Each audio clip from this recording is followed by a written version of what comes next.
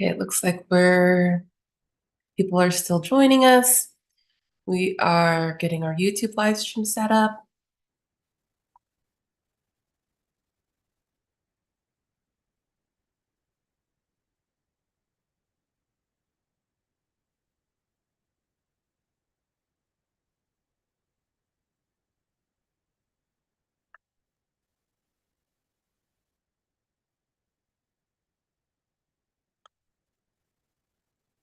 Live stream looks great.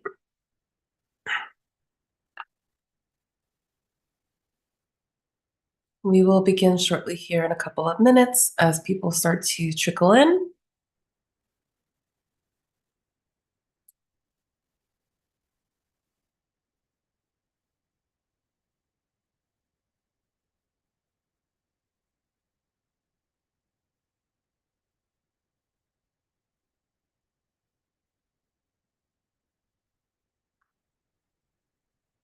We're about 1 minute away from starting our program.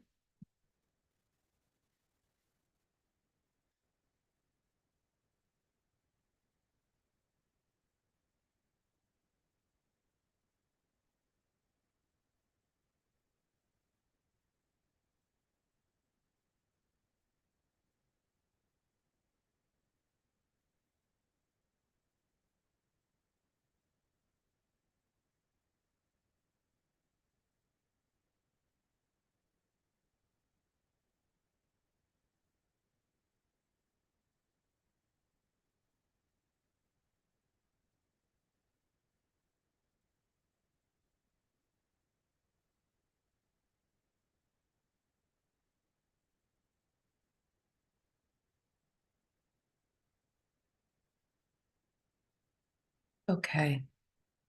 It looks like people are slowly going to be coming in, so thank you for joining us today. We are live on YouTube, and we're going to go ahead and begin our meeting. Hello and welcome. I am Leilani Waionga, Communications Coordinator at MetroPlan Orlando, and I will be your host today. Thank you for attending our virtual public meeting to discuss the Transportation Improvement Program, which is our 5-year work program for the region, and we're glad you're here. We're conducting this meeting on Zoom, and it is accessible via computer, tablet, or phone.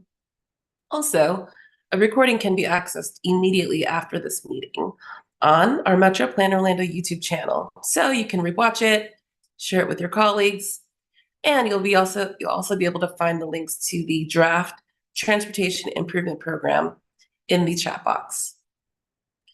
For this meeting, we do have a few guidelines that will help things flow more smoothly.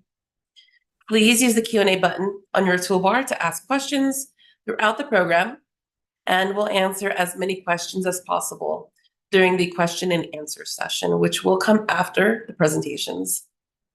We'll also set aside time for public comments at the very end, and you can share your thoughts. So at this time, I'd like to introduce Mr. Gary Huttman, MetroPlan Orlando's Executive Director. Thanks, everyone, for spending your lunch hour with us today. You know, transportation affects everyone who lives and who visits Central Florida. What we have in common is that we're all trying to go somewhere, and we want to get there safely, and we want to get there efficiently. At MetroPlan Orlando, we work hard to coordinate with our local government and transportation partners to plan just how the transportation system will grow and how it's going to connect. We have a lot of smart and dedicated people on our staff, and you'll hear from many of them during this program this morning. We're also grateful that some of our partners have joined us to participate in the question and answer session later on. One of the most important factors in our planning work is listening to the public. We can only plan transportation that meets your needs if we first listen to your ideas and to your opinions. We value what you have to say, and so does the MetroPlan Orlando Board of Directors. I hope that you'll learn a lot about our 5-year plan today. We call it our Transportation Improvement Program. This plan will come before our board for their consideration next month. Please contribute your thoughts to the official record that will be shared with them before they vote. You can make a comment at the end of this meeting, or you can simply email us. We'll show you how to do that during this program. You can also join us on July 10th at the board meeting to make any comments that you'd like to have on the record. Thank you again for taking the time out of your busy schedules to join us this morning. We appreciate your participation. Leilani, I'll send it back to you. Thank you, Gary. So we have some very informative presentations lined up for you today. And after the presentations, you'll have a chance to get your questions answered and, again, share your thoughts. We're also going to ask you some polling questions throughout the program. Our primary presenter today is Mr. Jason Sartorio, who manages our Transportation Improvement Program. He will give you an overview of the TIP.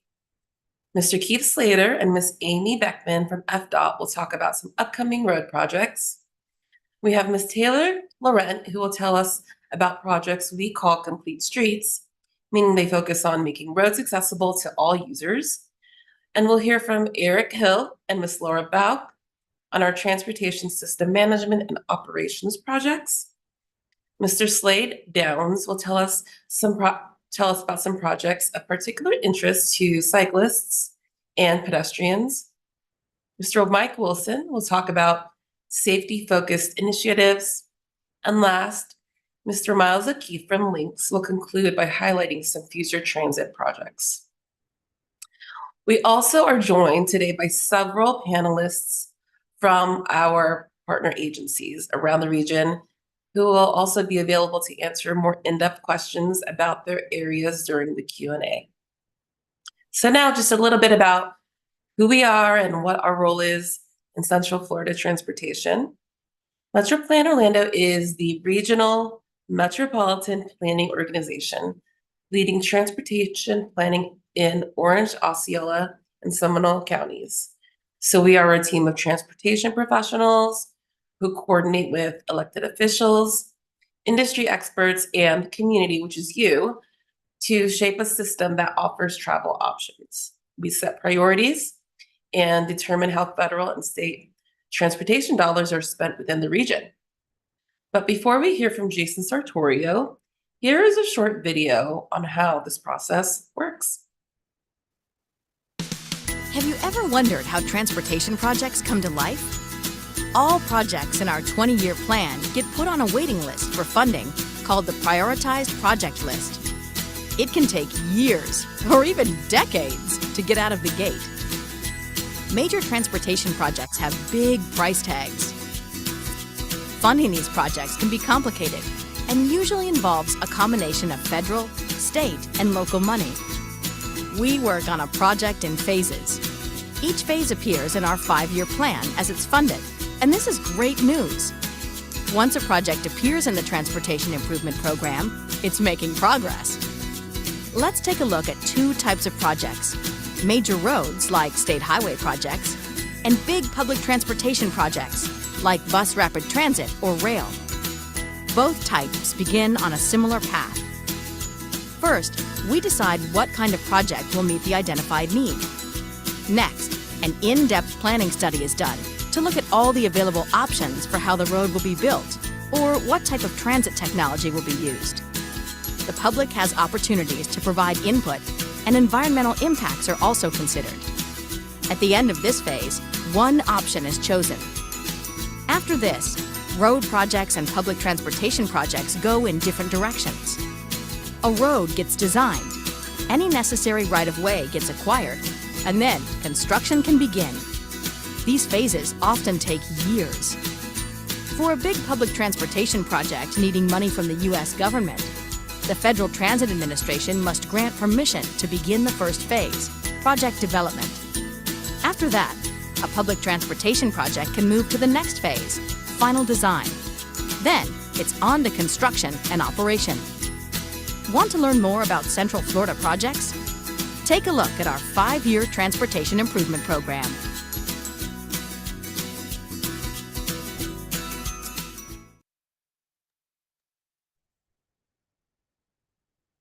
Good morning, everyone. My name is Jason Sartorio, Project Manager of the MetroPlan Orlando Transportation Improvement Program, or TIP. And over the next few slides, I'll be giving an overview of the TIP. Metroplan Orlando has three core products that shape transportation in Central Florida over a 25-year timeframe. The Metropolitan Transportation Plan, or MTP, is a 25-year plan that establishes the vision of Central Florida's entire transportation system. The plan identifies current and future transportation needs. Projects must be included in the plan to receive federal and state funding. The MTP is updated every 5 years to reflect the changing dynamics of the region. Once long-term needs are determined by the MTP, projects are prioritized and ranked on the Prioritized Project List, or PPL, which is a project funding waitlist. The PPL serves as a bridge document between the MTP and the TIP. Once funding becomes available, the project or project phases move into the TIP. A little background on the TIP. The purpose of the TIP is to identify all federal and state funded transportation projects in our region for the next 5 years. In addition, we have the option to include locally funded projects and Central Florida Expressway projects for informational purposes and to show a complete picture of transportation-related spending throughout the region. The TIP is updated on an annual basis, and the 5th year of funding is consistent with the adopted Prioritized Project List, which was adopted in July of 2023. At Metroplan Orlando, we're always looking to improve our process and how we display our information to the public. And this year, we have removed our GIS web map from our website and have replaced it with our TIP online viewer. The online viewer will allow users to easily find project information, so you can simply zoom into your neighborhood or area of interest, or have the option to use the filters on the left-hand side of the screen. When you click on a project, the project information and funding is displayed exactly how it appears in the TIP. Additionally, the pop-up window has an option in the top right corner for you to submit a public comment on a specific project. In addition to the map feature, a full list of all projects within the TIP can be located under the Projects tab located in the top right corner. Projects in the TIP are categorized into 11 sections. The 11 sections of the TIP are displayed on the screen. These sections remain unchanged from previous years. And overall, we have 513 projects within the 11 sections of the TIP. And over the course of this presentation, we are going to highlight a few of these projects for you.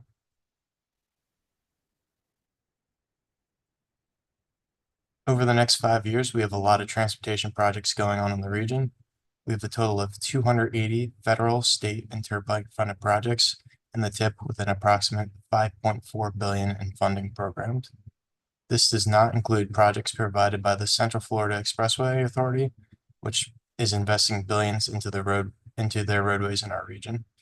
This also does not include the locally funded projects submitted by our partners for informational purposes in the TIP. And the pie chart on the screen breaks down this funding category based on the 11 sections of the TIP.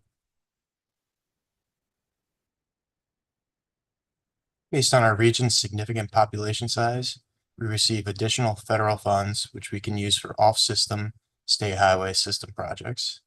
Within the TIP, we have a total of 59 Metroplan Orlando funded projects with approximately $185 million in funding. And the pie chart on this screen breaks down this funding by category, including roads and highways, transit, safety, and bicycle and pedestrian. I'm now going to pass it back over to Lilani for our first polling question. Thank you, Jason. So now we want to get our audience involved with our first polling questions, get our fingers warmed up for engagement. So we want to know, what county do you live in? Okay, let me go ahead and see. I'm going to be the one that's launching these polls, so hold on really quickly. Okay. Again, please tell us, what county do you live in? A, Orange County, B, Osceola County, C, Seminole County, or D, none of the above?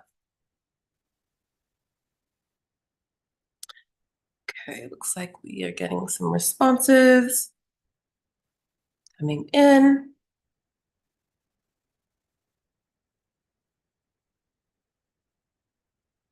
Great. I'm going to go ahead and end the poll.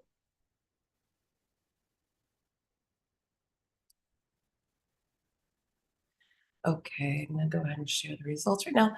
So it looks like normally how it usually turns out, most of our attendees are from Orange County with 57%. Right now, we don't have anybody from Osceola County. Maybe that'll change as the program progresses.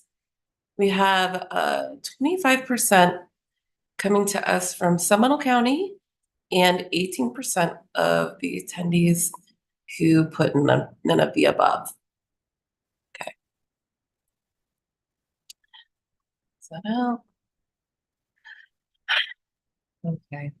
Well, now that we know where everyone is joining us from, we have Keith and Amy who are going to preview some major highway projects that are in the works.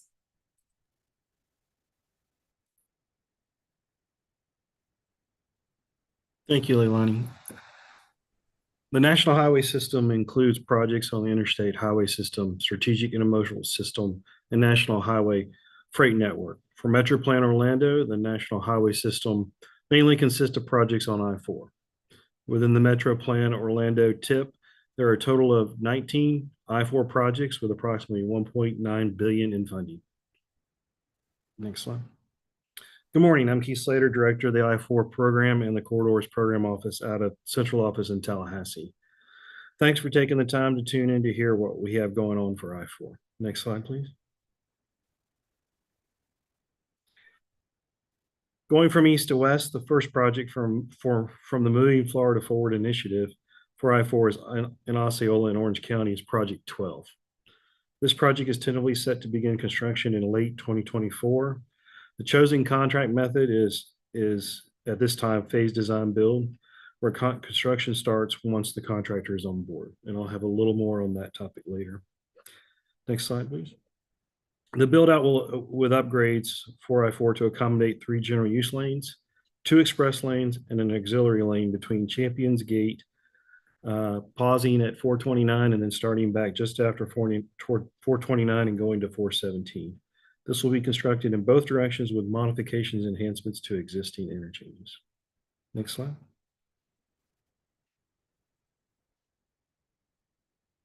Taking a pause from the east-west journey along I-4, Project 13 is the extension of 429 South to County Road 532. This is a new alignment with construction set to start in 2027. The contracting method has not been chosen yet. Next slide. It's a 4-mile new alignment, so that's very encouraging for that connection. Thank you. Returning to the east-west track along I-4, Project 16 of the Moving Florida Forward completes the Moving I-4 Forward program with I-4 from US 27 to Champions Gate. This project is set to begin in fall of 2026 with a contracting method yet to be determined. Next slide. This project will upgrade I-4 to accommodate 3 general use lanes. Go back, please. To upgrade 3 general use lanes, 2 express lanes, and auxiliary lane from US 27 to State Road 429. There will also be modification and enhancements to US 27 interchange. Next slide. The focus on the project delivery is critical, though often behind the scenes it is key to making the program successful. The Moving Florida Forward projects 12, 13, and 16 that are previously discussed are too large to roll out as 3 projects. This slide illustrates how those 3 projects were broken into 6 projects: the accelerated project, segment A and B, and a surrounding core 5 projects. The accelerated project is needed to maintain the traffic between the large projects while keeping the contractor separated by at least a mile. This was critical for Project 12 and 16. Projects 1, 2, and 4 are portions of the Moving Florida Forward Project 12, and Project 3 is the overall Moving Florida Forward Project 16. This leaves Moving Florida Forward Project 16, which is broken into Projects 2 and 5.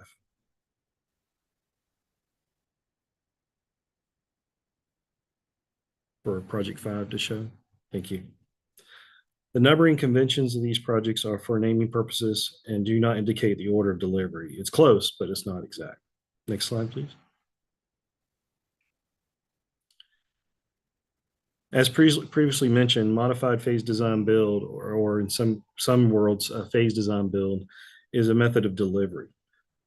This slide is not something the department typically shares with the public unless asked. It dives into the details of contract delivery, but it's important. It combines competition, quality, and innovation to quickly deliver what the department believes will be valuable for the I-4 corridor.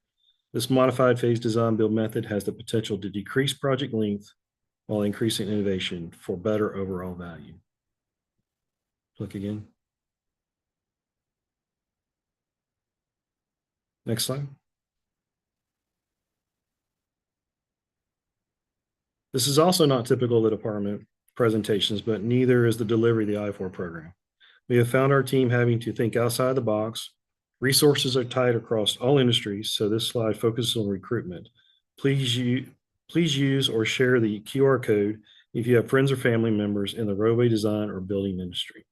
As a part of this program, the department is creating a recruitment site around the program to recruit, train, and hire individuals from the surrounding communities. This site will offer classroom and hands-on training to ensure people are ready to be successful and being a part of the program team. This initiative not only provides new resources for the department, but for the contractor as well. I'm now going to pass it back to Leilani for our second polling question. Thank you. Thank you, Keith. So as Central Florida residents, we know all too well how important it is to plan our travel time accordingly. A lot of us are trying to get to dinner plans, we're trying to pick up our kids from school.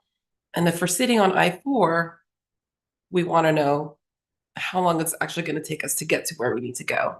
So for our second polling question, we wanted to know, how much extra time do you factor into your trip when it involves traveling on I-4? And we have here, let me see, and go back to the polling question.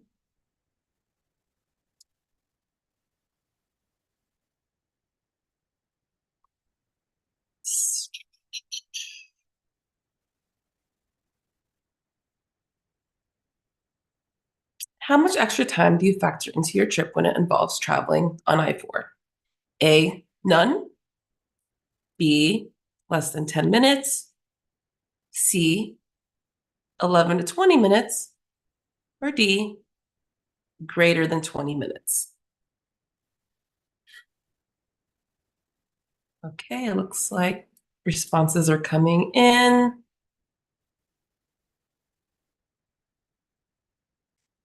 Okay, it looks like everyone is dying down with the responses.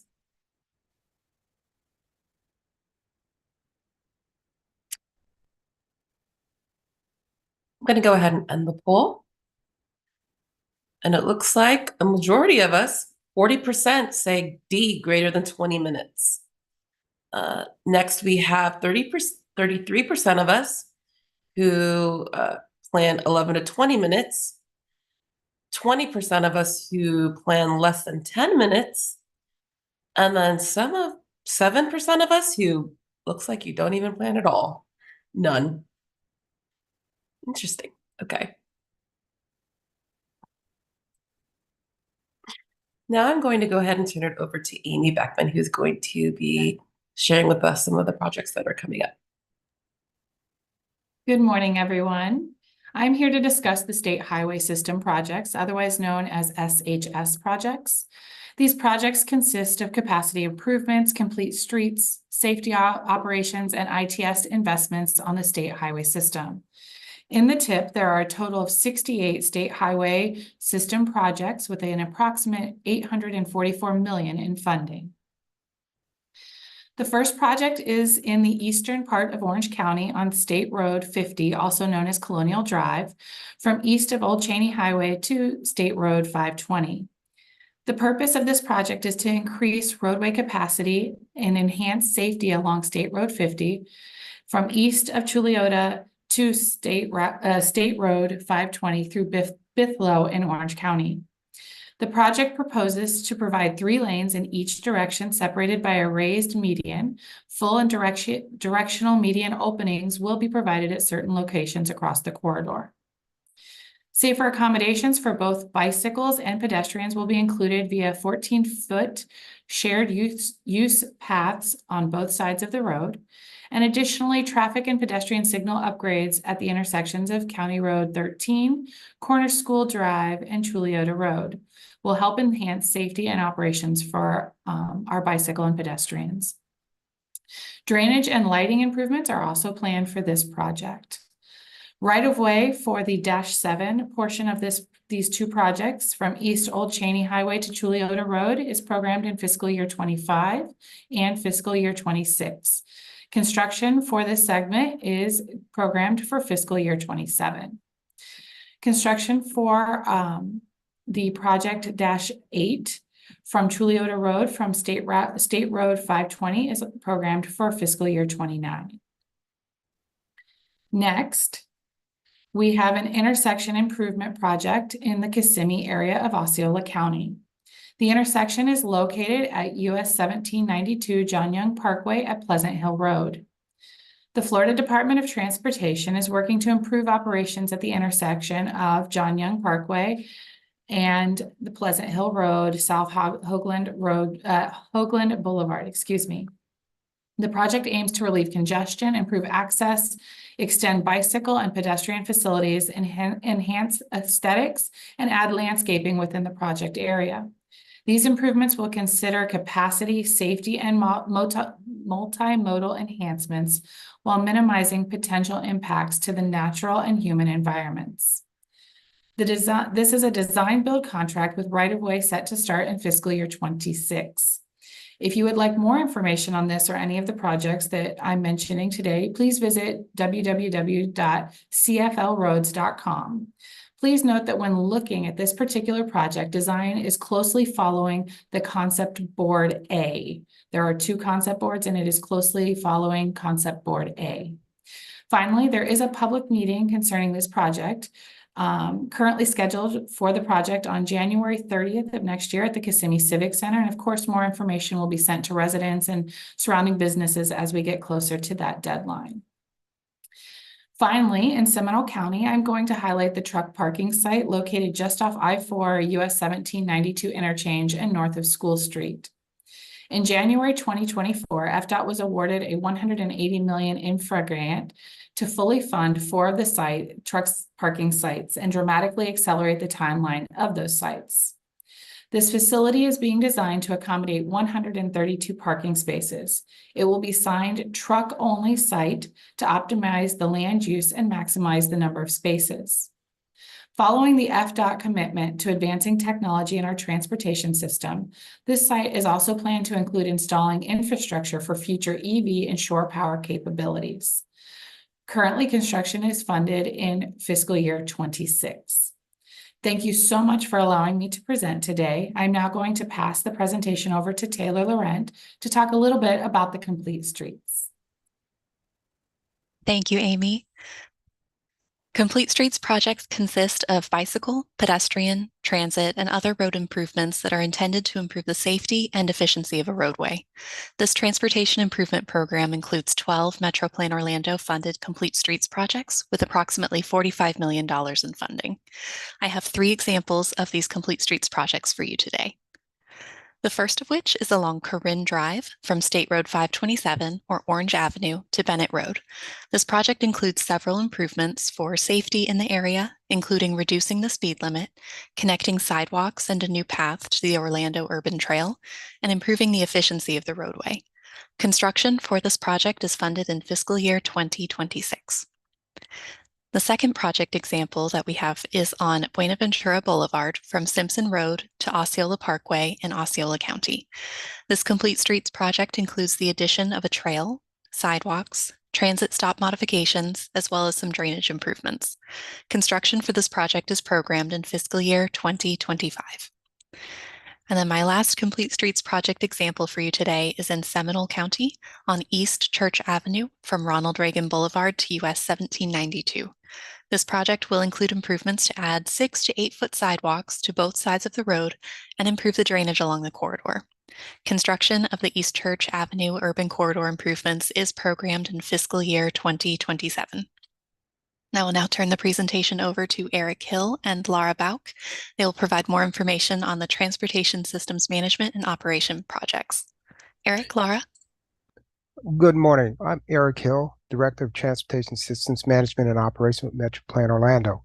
Transportation Systems Management and Operations consist of projects that use innovative strategies or leverage existing technology deployments to improve travel time, reliability, and safety. The TIP has 16 MetroPlan Orlando funded TSMO projects with an approximate $37 million in funding. Let me illustrate 2 projects for you. Orange County Traffic Signal Cabinet Upgrades represents hardware improvements on our transportation signal systems. The project will upgrade traffic control devices at various locations throughout Orange County. This project is programmed for construction in 2025. The next project is in Osceola County. This project will add arterial traffic management systems on Boggy Creek Road from Simpson Road to Narcoossee Road in Osceola County and represent the software improvements in our traffic signal systems. This project is programmed for construction in 2025. And so now I'm going to pass it over to Laura Bauk, who's going to discuss signal retiming. All right, thank you, Eric, and hello, everyone. So I'm going to be focusing on our traffic signal retiming program for the next couple of slides. The MetroPlan Orlando Board has approved funding to support our signal retiming program throughout the region based on the past benefits that we've seen realized through the program. Signal retiming is a versatile TSMO strategy that provide both operational benefits like reducing delay and improving traffic flow, as well as safety benefits like reducing speeding or increasing the level of comfort for bicyclists and pedestrians by adding treatments like leading pedestrian intervals. So we're currently entering our 16th year of the retiming program, and this slide provides some summary information about 3 program years. So for the retiming efforts for our fiscal year 22-23 program year, those have all been completed, and we're currently working with a consulting team to complete an independent evaluation and benefit cost analysis for all of the retimings that were completed that year.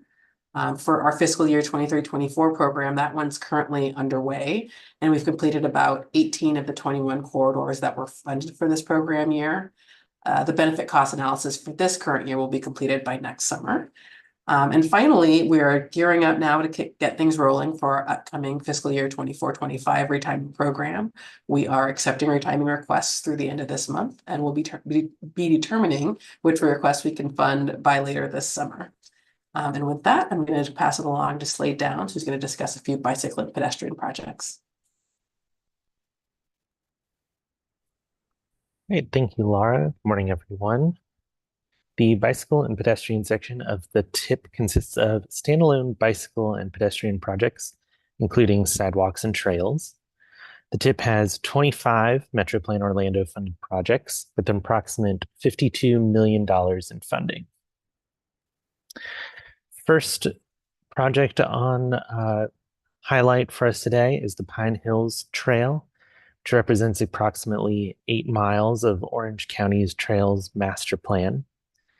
The trail almost exclusively uses existing utility corridors and will be the primary trail connection between the Shingle Creek Trail and the Seminole-Wekiva Trail. This trail is being designed in 3 phases, and I'd like to highlight phase 2, which runs from north of Bonnie Brae Circle to Clarkona-Ocoee Road. Construction is programmed for fiscal year 25 for that phase. Next, I'd like to highlight the Spring Lake Trail, which runs approximately 1 mile from North Lake Boulevard to Oakland Road, right at the entrance to Lake Orienta Elementary School in Altamont Springs. Construction for this is programmed for fiscal year 2025.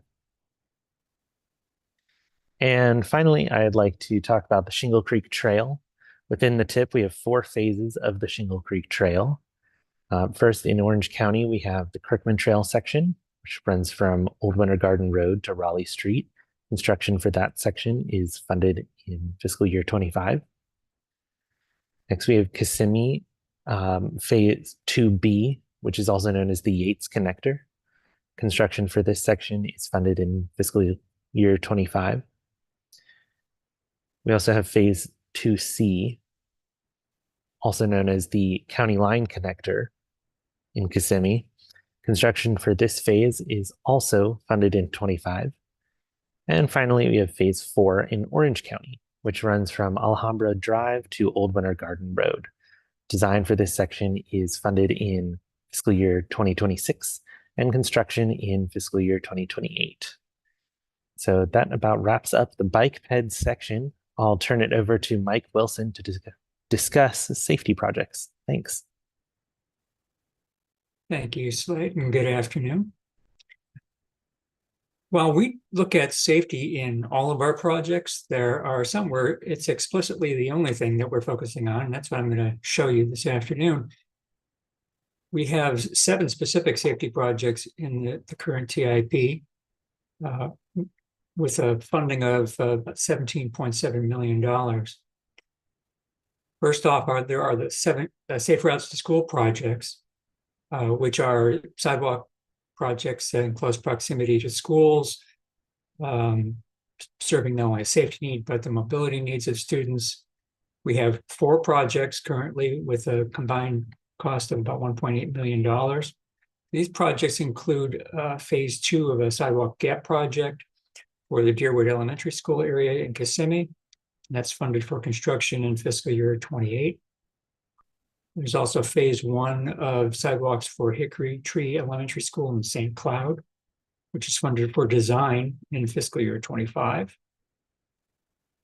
And then phases 1 and 2 of sidewalk gaps for Boggy Creek Elementary School and Parkway Middle School, also in Osceola County. Construction of phase 1 is funded for fiscal year 25, and design of phase 2 is funded for fiscal year 28. In addition to the safe routes, we have a number of other safety-specific projects. First off is Silver Star Road from Homestead Road to Princeton Street. This is primarily a pedestrian and bicycle safety project. It's going to be adding bidirectional medians and new pedestrian signals at La Havre Boulevard, Coastline Drive, and Orlando West Drive intersections. And these bidirectional medians will restrict left turns onto Silver Star, so reducing conflict points from side streets.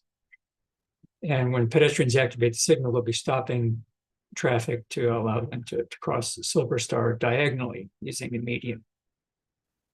The project is also going to reconstruct and upgrade traffic signals at Ashland and Willow Bend Boulevards and Dardanelle Drive, and will generally reduce the speeds in the corridor as well, so collectively improving safety for both pedestrians and all users. Construction for this project is funded for fiscal year 2025. Next up is Lee Road, State Road 423 from Kingswood Drive to Addison Street. This is in the Fairview Shores area of Orlando. This is another pedestrian safety improvement project, including new crosswalks, updating pedestrian signals, providing yield to pedestrian signs, and making improvements at Kingswood, Lee Road Shopping Center, and Addison Street intersections. Construction for this is funded for fiscal year 2026. Lastly, of the projects is our South Orange Blossom Trail at the intersection of Donegan Avenue in Kissimmee. Improvements here include replacing missing pedestrian signage on the corners, installing backplates with reflective tape for the signal heads, so signals can be seen better in low light conditions, and installing leading pedestrian intervals for the crosswalks. Design for this is funded for fiscal year 25 and construction for fiscal year 2027. And lastly, I want to talk about our Safe Streets and Roads for All effort. We've received a $3.8 million federal grant to develop Vision Zero plans, and those are in progress right now.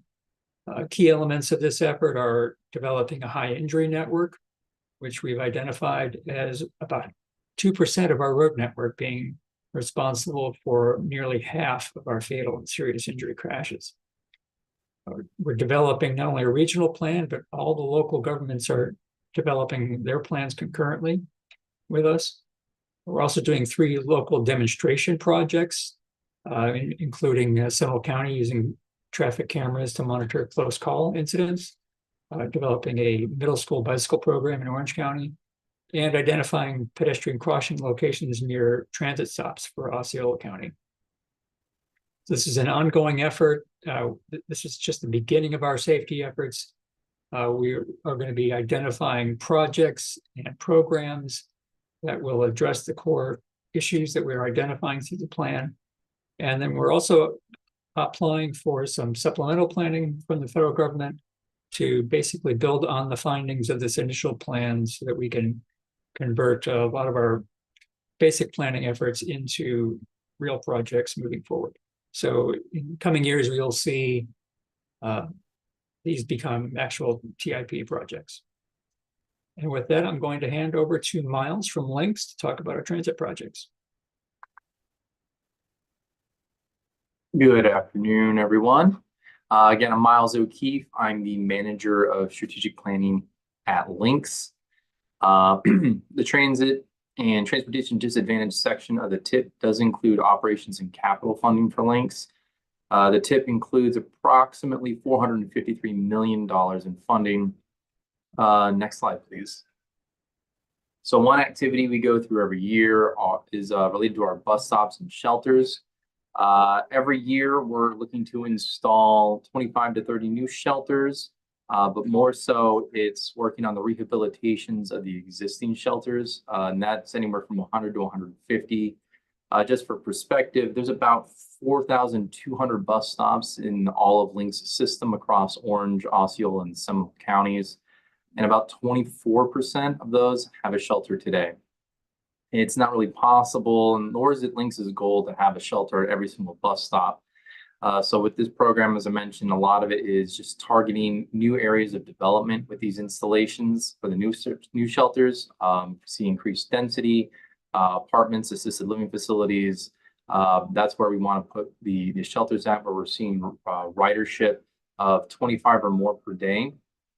And then for the rest of the system, since there are so many, about 1,000, it does take some time to go through each of those. So that's why we say 100 to 150 shelters per year get rehabbed. And that's typically fresh coat of paint and fixing anything that needs to be addressed at the shelter itself.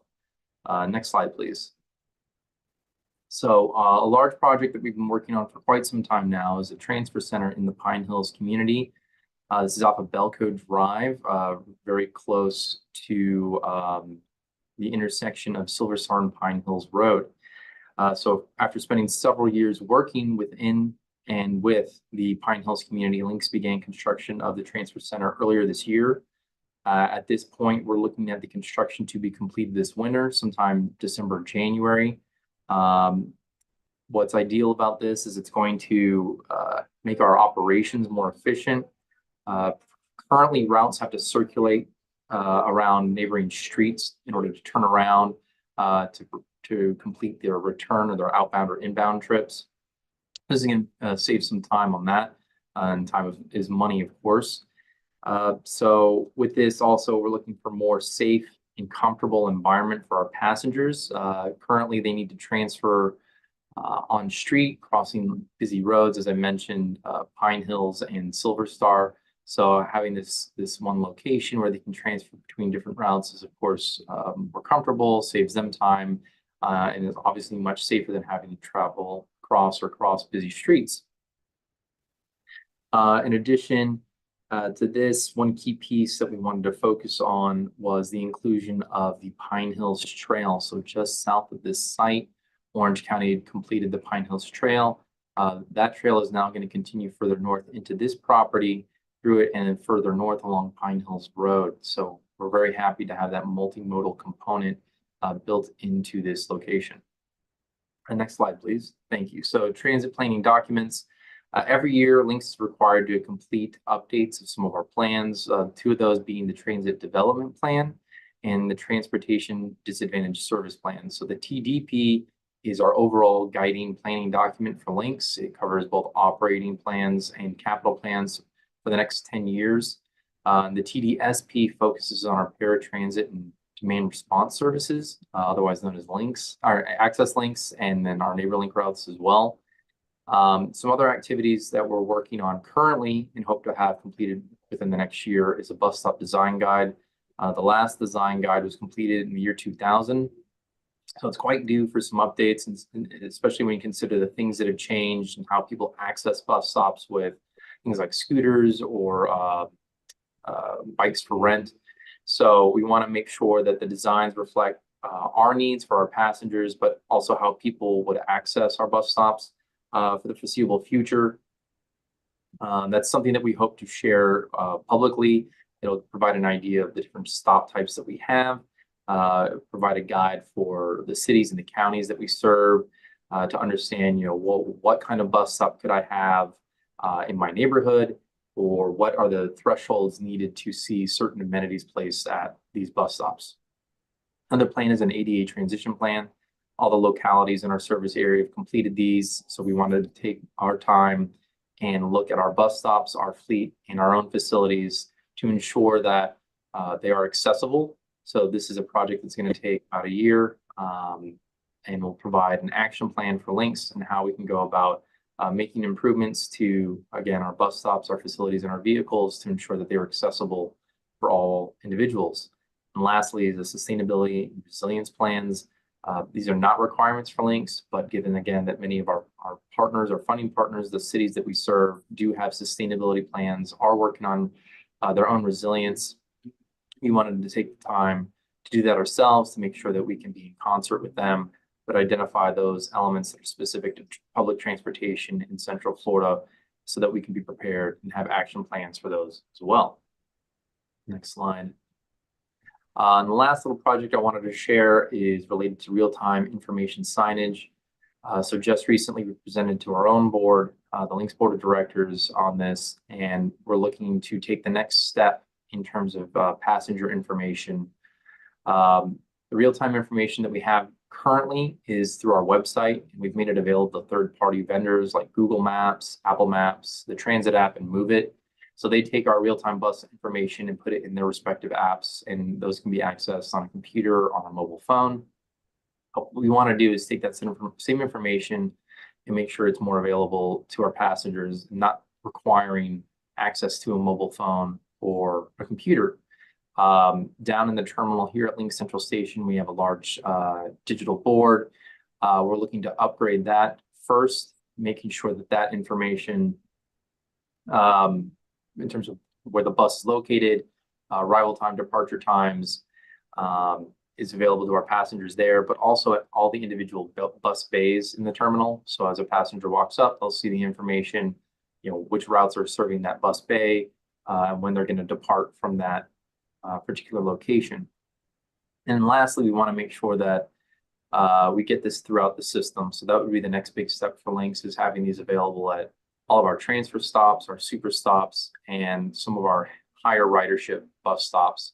So again, our passengers don't have to worry about the information. They can look up the sign and have some peace of mind about when the bus is arriving, when it's departing, but also receive alerts from Lynx if there's anything that we need to communicate in terms of, say, a hurricane's coming through, or there's special events coming that might interrupt service. That's another way for us to reach our passengers. And now I'm going to send it over to Jason Sartario for some closing remarks. Thank you. Hello again, everyone.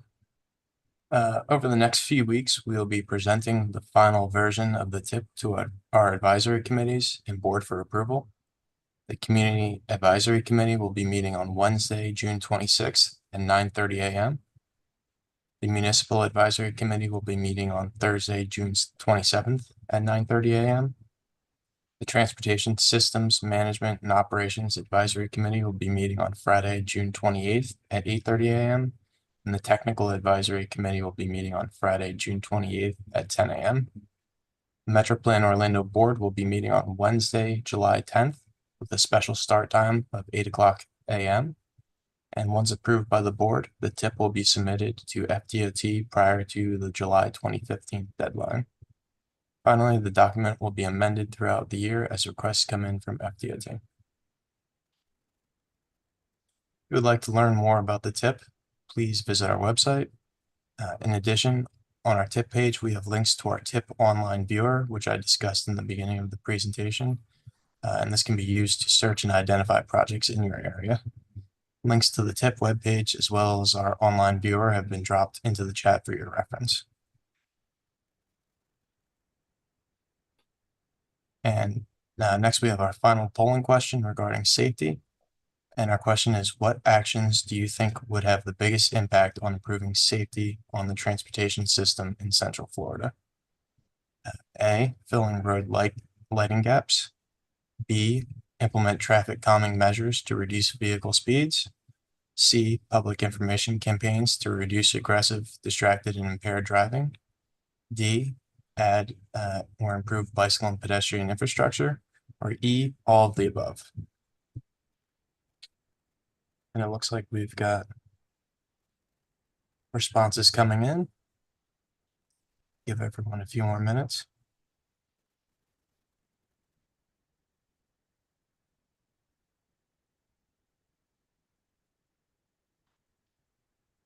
Right. Looks like our responses are starting to slow down. It looks like the winner at 42% is all the above. And then next we have 27% implement traffic calming measures to reduce vehicle speeds. And then we have close third and fourth with public information campaigns to reduce aggressive driving at 15% and add improved bicycle and pedestrian infrastructure at 12%. I'm now going to pass it back over to Leilani to lead our question and answer session. Thank you. Thank you, Jason. And thank you all for the feedback. It really helps to hear suggestions from the public about impactful ways to improve safety on our roads. And now it's time to answer some of your questions. And if you'd like to submit a question, please use the Q&A button on your toolbar at the bottom to type it in. After Q&A, we will move on to the public comment section. And this is where we listen to your statements and record comments to be shared with the Metro Plan Orlando Board. And that will be a separate process. We'll also tell you how you can submit written public comments after the meeting. So it looks like we have a few questions queued up into the box. And we're going to start with our first one. Question 1. Are there any roundabout projects in the works? Leilani, I can answer that one. So the short answer is yes, there are a handful of roundabouts projects that are currently programmed in our transportation improvement program. 2 of them are funded through Metro Plan Orlando, the first being on Marigold Avenue in Osceola County, the second project being on State Road 434 in Seminole County. And then there are 3 locally funded roundabouts projects, one in Belle Isle, one in Sanford, and one in Winter Garden. Okay. Thank you, Taylor. We have question 2. Who should I contact to have safe routes to school evaluated for schools, specifically in my area? I can take that one as well. So there's a couple different avenues that you have to learn more about the Safe Routes to School program or to request infrastructure projects in your area. So we'd recommend either contacting us via email, so we can pass along your request to the proper local agency, or you can contact your local school principal, the local government planning or public works department to report any issues that you see. Thank you, Taylor. We're going to move on to the next question, which is question 3. Is there any plans for AC at some of the bus stops due to the heat. That'd be really nice, wouldn't it? I love the idea. Unfortunately, it's not a practical one in that we then have to construct enclosed bus stops to keep any of the air conditioning kind of within that area where the passengers are waiting. And then it's another maintenance thing. So it's already a lot of shelters that we're working on. I mentioned it's about 1,000 right now. You start enclosing those and adding an air conditioning component. It would take the maintenance, the rehabilitation longer, and might actually, it would obviously increase the cost of operating that as well in terms of the energy consumption. So there might be some other alternatives. I've not seen any bus stops with say enclosed fans. It's another kind of safety and maintenance piece there. Something that we can work on is landscaping and shade trees. So that kind of builds on a more pleasant environment for pedestrians or bicyclists. It does help a lot with the temperature waiting at a bus stop as well. So I'd say from what we can achieve, more and better shade trees is something that we can certainly tackle. Thank you, Miles. Yes, please stay safe out there. It is getting very warm out there. We haven't even gotten into summer yet. So please be careful when you're out there. Just stay hydrated as well. We're gonna move on to question 4, which is, has the Corinne Drive project already been designed?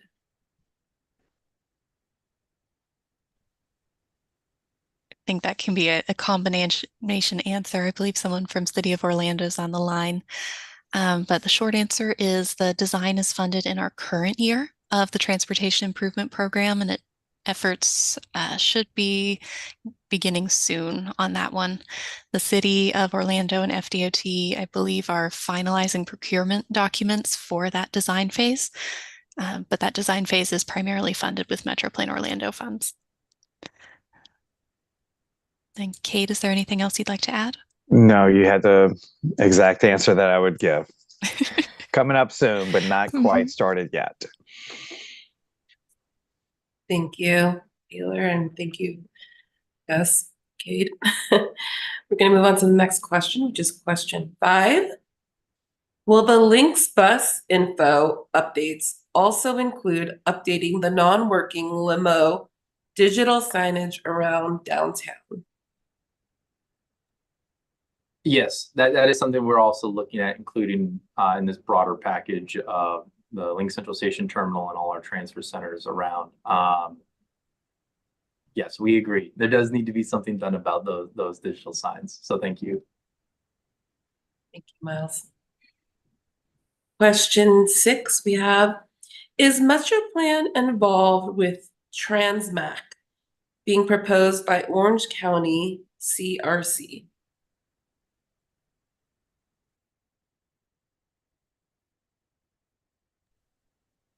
MetroPlan involved with Transmac being proposed by Orange County CRC. Okay. That's a good question. We are aware that the county is proposing this as part of the upcoming charter review process, but I believe this will be on the ballot later this year in November. I don't have too much more information about that one handy, though.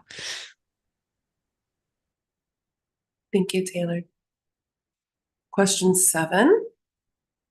Will more of the median fencing, like added on recently onto OBT, be added to other major thoroughfares in the area to assist in pedestrian safety? Well, I'm aware of a few places where it's being considered, but something has to be considered carefully because they can have some downsides actually for pedestrian safety as well as upsides. So nothing firm, but yes, it's something that's considered on a lot of corridors with care. Okay. Thank you, Mike. Question 8. Is there any plan to improve the intersection for Chickasaw and Lake Underhill since it's not very optimal for pedestrians?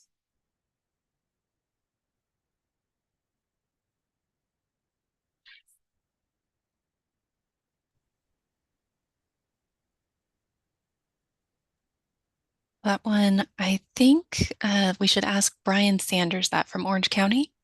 But any projects that we do have currently programmed will be available to look at in our TIP online viewer. So can you hear me? Okay, great. So Orange County does have a large road widening project that would include the intersection of Chickasaw Trail and Lake Underhill Road. That one is not currently funded. However, that is a fully signalized intersection with pedestrian accommodations. We can take a closer look at the operations for pedestrians at that intersection.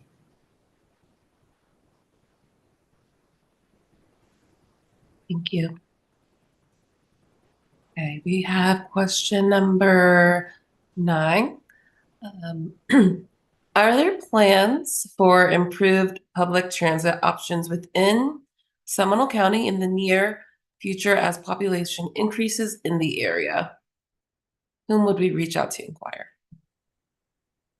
So we are working with Seminole County to update some potential options for services throughout the county, recognizing needs from the government side, but also from the population.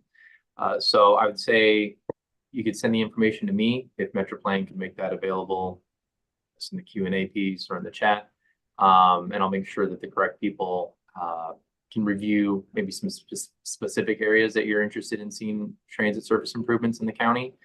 But this is an active conversation that Lynx is having with Seminole County about what that near-term future might look like.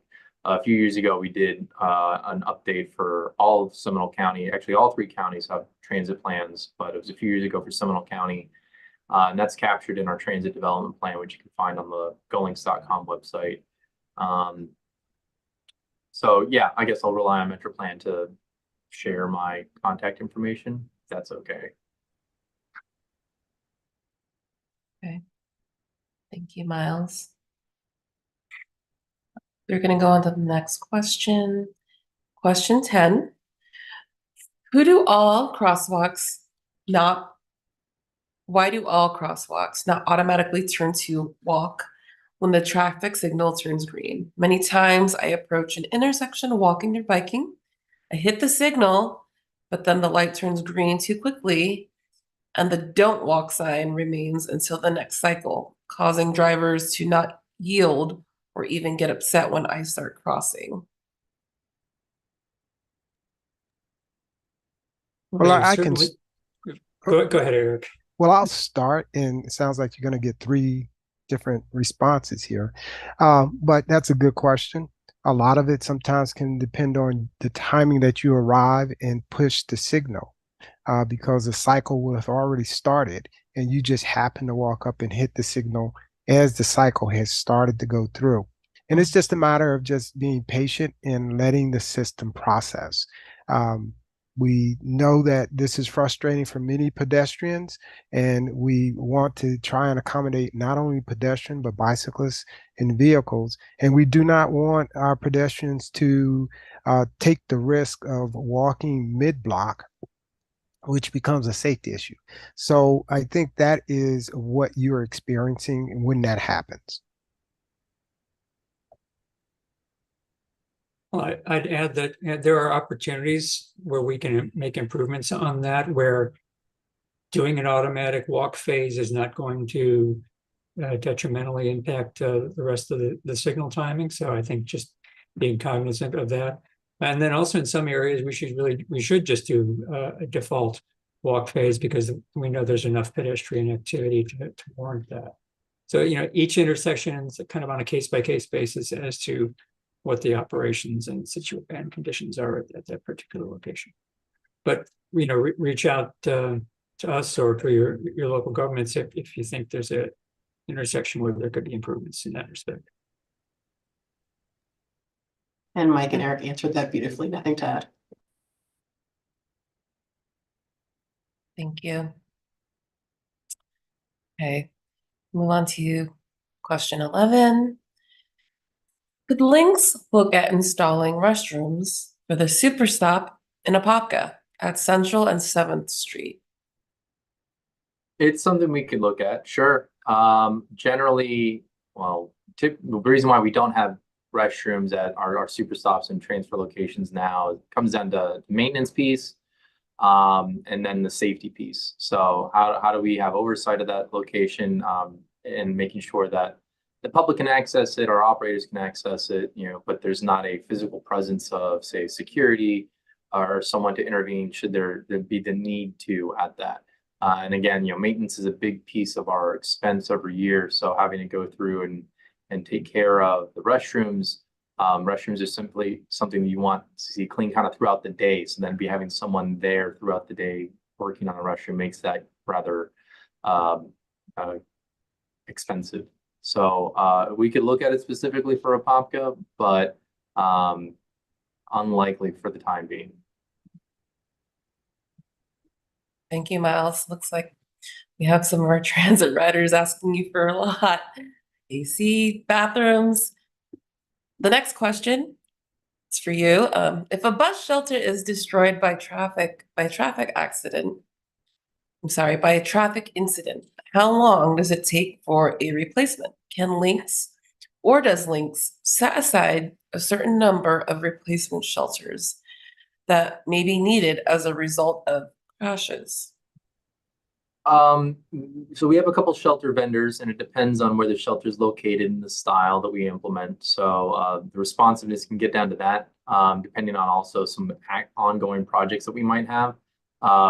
But typically that would eat into that replacement or new install budget that we have. So we might then install fewer new locations with shelters if, say, an extra large number of shelters get hit in a certain year, and then we need to replace those. So the timeline can vary. We have contractors that do that for us, so that does help. But a hard date I don't have. I can share that with MetroPlan. We can communicate that afterwards if the actual number of days is important. I'm sorry, was there anything else to that question? No, Okay. no, that was it. Okay. Next question. How come Colonial is getting lane expansions if there are plans for BRT to be built as well as redeveloped? Start off with that one. So the limits of the lane expansion start after the BRT route. So right now the bus rapid transit route goes down Colonial, and it turns at Alafaya Trail and runs up to UCF, whereas the lane expansion starts a little bit further east of that at Old Cheney Highway.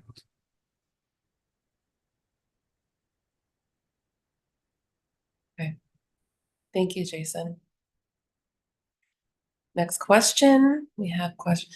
With the number of electric vehicles on the road, how is the region prepared to be able to support EV charging for Central Floridians and visitors?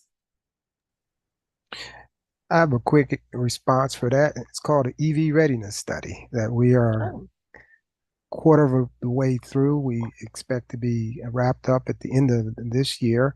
And it is a study to look at the status of EVs in Central Florida, in particular, our planning area, and any gaps between charging facilities and any charging facilities and the expected demand for EVs in the region.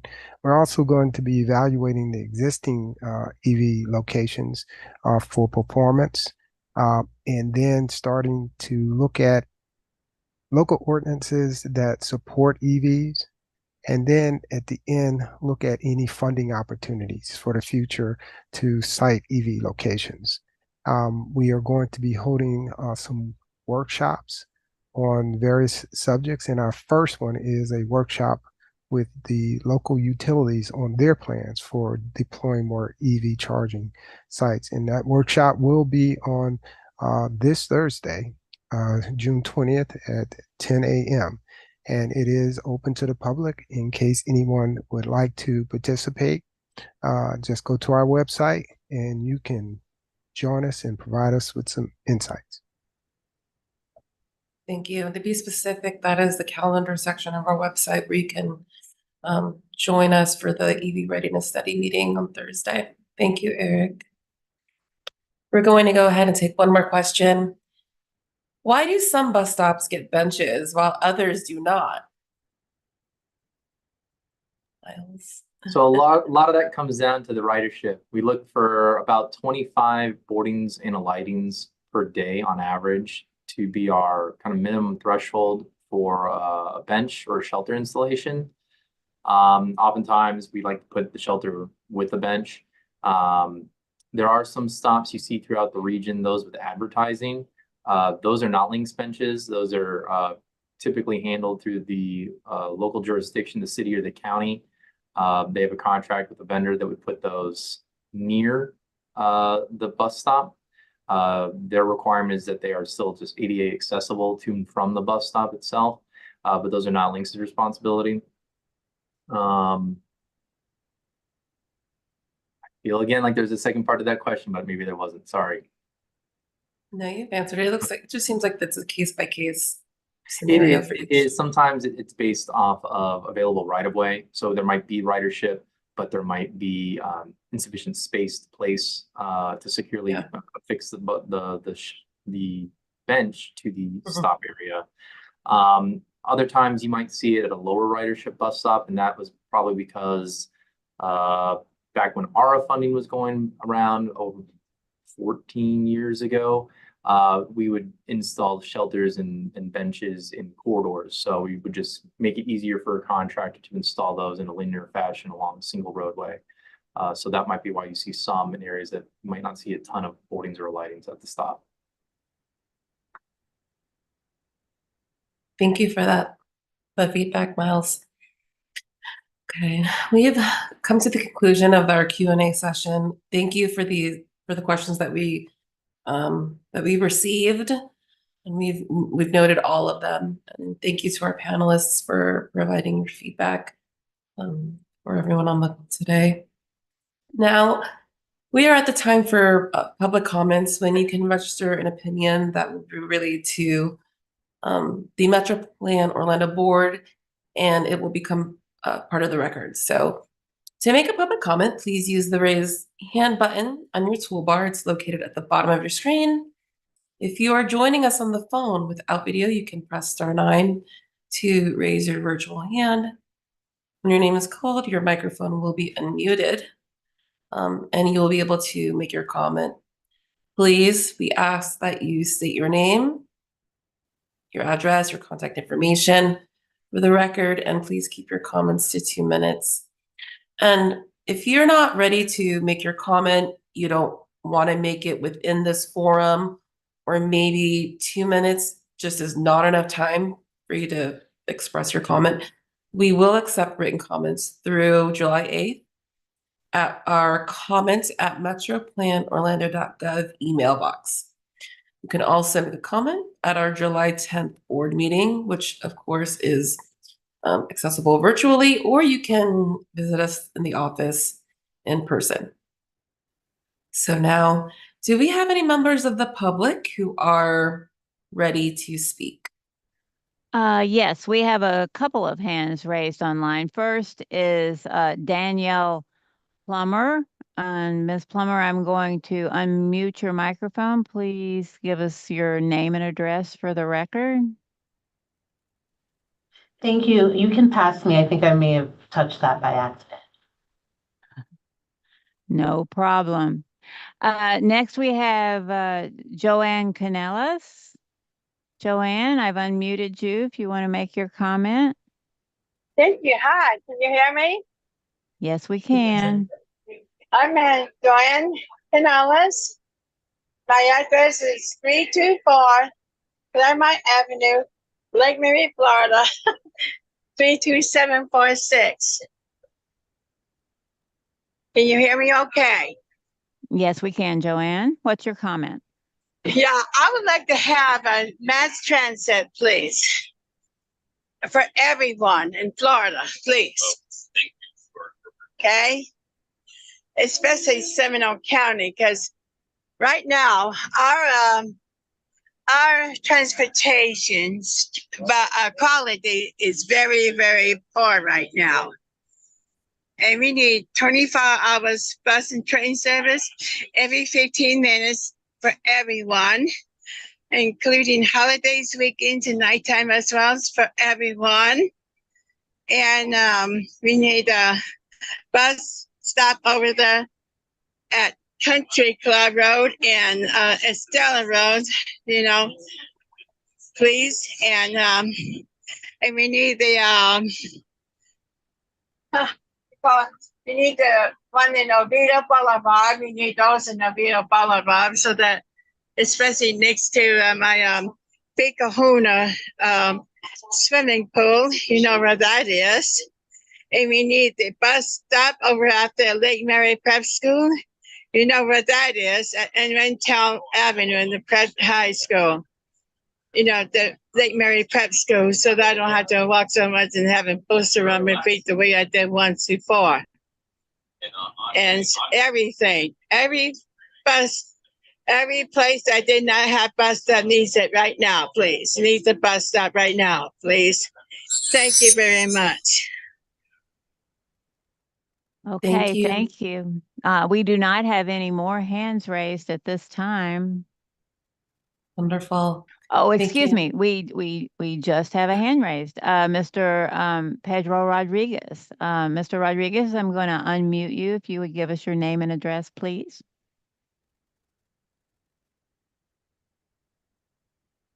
Hi. Yeah. It's Pedro Rodriguez. I'm from 1103 Ensenada Drive by Chickasaw. Yeah. So I'm just curious. I understand that right now funding for road projects, transit projects, all these type of projects that have been requested by the locals is not in the best case right now because the sales tax didn't pass through 2 years ago and this year as well. Is there any alternative like funding sources you guys are looking at aside from just changing the gas tax from by taxing by gallon to taxing by mile? Are you guys also looking to potentially tax, for example, EVs? That way we can utilize a tax on EVs to promote more actual based transit rather than continuing the car infrastructure lifestyle that we have for decades here in Orange County and in the Orlando metropolitan area. Thank you, Mr. Rodriguez. Thank you for your comment. And if you would like more information on some of the questions you posed, you can contact us at TIP@metroplanorlando.gov and we can give you a fuller explanation. Thanks for your comment. Again, like Marianne said, thank you everyone for giving your public comment today. And we'll make sure that they're relayed to our Metro Plan Orlando board. If you have any questions that weren't addressed here today, or you want more information, please do not hesitate to contact us. We are always here. We're happy to help. And again, we appreciate you taking the time to join us in this discussion about our transportation system. We look forward to seeing you in the future. Thank you so much. You're welcome, and thank you.